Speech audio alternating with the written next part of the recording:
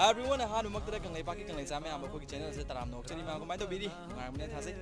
asigi video sidi hana koina bale ramba na chagana koina bile ramba adu bo sikti maram ne kaina ki ba kaina graba matung nasun hana maha ko pauk thok ngam daba maha ko sikso to mati nusi jaba adu maram ra na hak se move on to ngam daba ki maram dani sigi maram da koida message kya amu lai ko koi mi be punchi se amma tani har be punchi su ngasi sigi ni hayeng sigi ni horen sigi ni tam ngam mana te masida nang na hana nusi sigi be nupi do khala gana tan nupa do khala gana sam dum depression le handana anxiety le handana sa dum do wahan lana sagi punchi ki maman yam do matam kya manghandana ai bane ba hai akoi punchi se amma hakani amma ka koi bane maram oraga koi di pening ga bane koi gi mungi da makti hinga da bane koi gi mai pa gi da makti hinga da bane koi sa gi da makti hinga da bane akoi gi future gi da makti hinga da bane akoi gi ima le pa gi da makti hinga da bane akoi di sigum da matam yam manghan be ya de akoi di punchi de kan hona si punchi de mai pa na koi gi da makta aduga ngasi nang uthadu ma chat khriba mi sing chalan go ma koi gi chama chama nang gi punchi da la kan aduga na ha ka se punchi de su so so da mai pa ko mi mo ra kan ha na su thasai thank you so much for watching see you in the next video